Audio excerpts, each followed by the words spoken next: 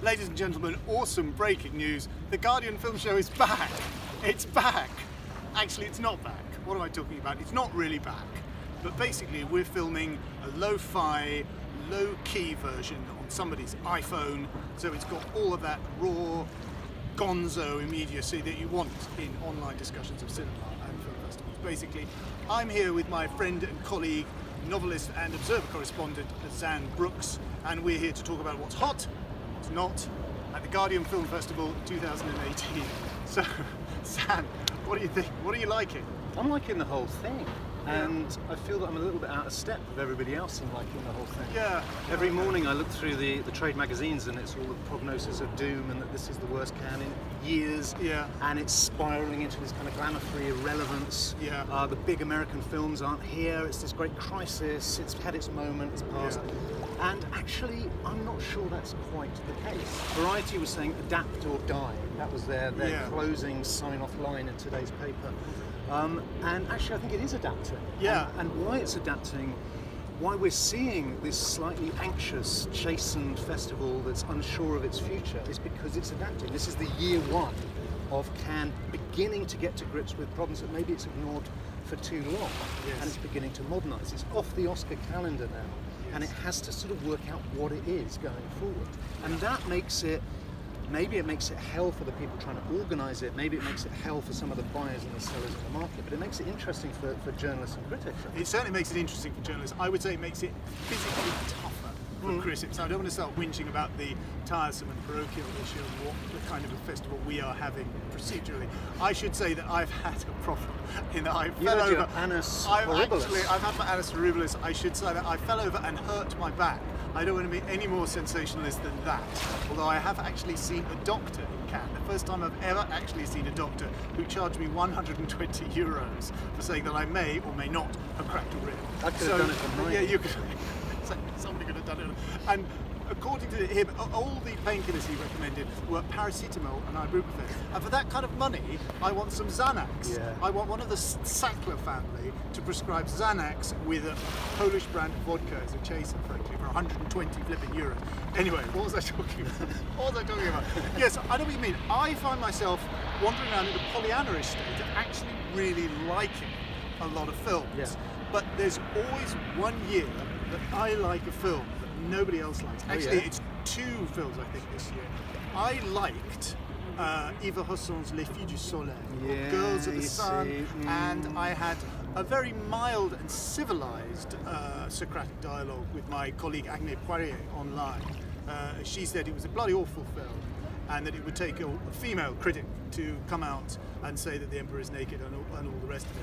I don't know, what do you think, Zan? I was gripped by it. There's great set pieces in there. It's exciting. I thought it was big and crude and a bit flabby, and the flashbacks didn't work for me. And I think Agnes is probably, I would agree with her. I think it's probably a film of its time. It's a film that's probably going to get more attention and even awards than it might otherwise have done in a different year. It's directed by a woman, it's the female army in Kurdistan. Yes. It's it ticks a lot of kind of appropriate boxes for this year.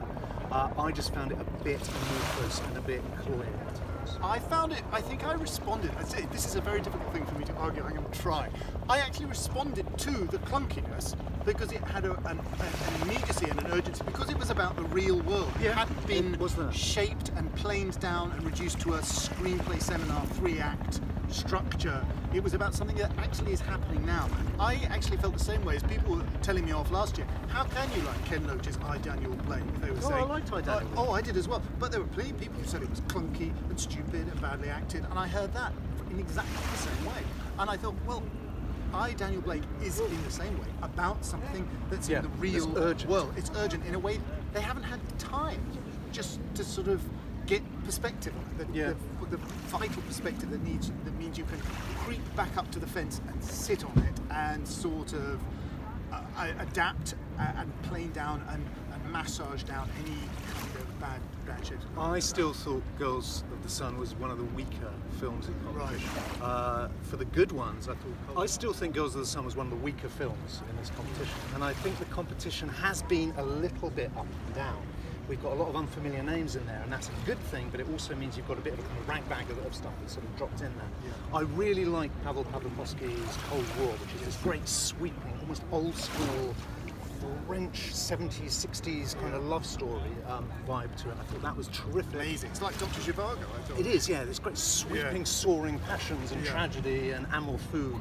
I thought that was absolutely wonderful. I like the Correada film that was this morning, Shoplifters. Shoplifters, Even though I very was subtle, kind of resistant, well, it's so subtle, that I was kind of resisting it for quite a while. Yeah. And then he's a master of the kind of just incremental detail that just adds up, and there's a tipping point, and then you're with absolutely, it. unlike a Hollywood director, he never signposts a surprise. No. But there's a huge kind of, oh my God, almost sort of M. Night Shyamalan, Christ, what have I just been watching? Yeah. A huge sort of secrecy aspect to it, which he doesn't reveal. Everything is so kind of walking pace and cold water that you just hardly notice anything. Wait, what happened? It's brilliantly what done. happened? Brilliantly done. And then obviously at the other end of the scale, we both went up to the Directors' Fortnight to see Sunday morning. It was like sort of Sunday morning song in Cannes.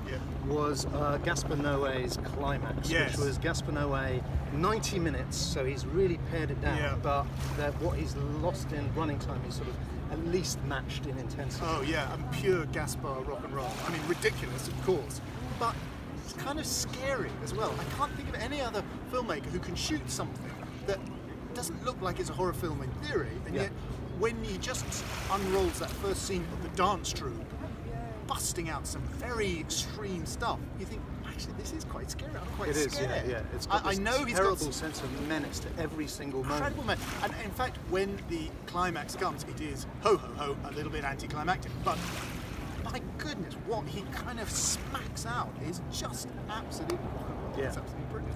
What have we got to look forward to? We're sort of over halfway through now. I'm pretty certain that The Wild Pear Tree by Nuri Bilge Ceylan is going to be really, really good. Yeah. Not to particularly. The longest film in competition, 3 hours? Yep, 3 hours. Did you see 8 hours of Dead Souls? I didn't see that, no, I didn't see it. What's wrong with you? I don't know, I've got 8 hours. I'm a bit of a lightweight.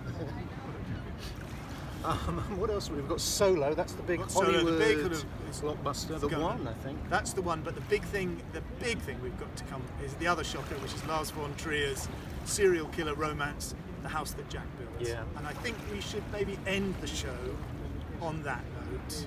Do you think he's going to come back? I think he's going to come back. Ashes, humble pie. No, but I think he's going to come back and wind up everyone, including Thierry Frémaux at the festival. Who Thierry Frémaux was? I was reading an interview with him recently where he said he's an idiot. Lars von Trier is an idiot, but the idiot is now back at Cannes, where he belongs. I think. Yes, oh, he does. Yes, we all do.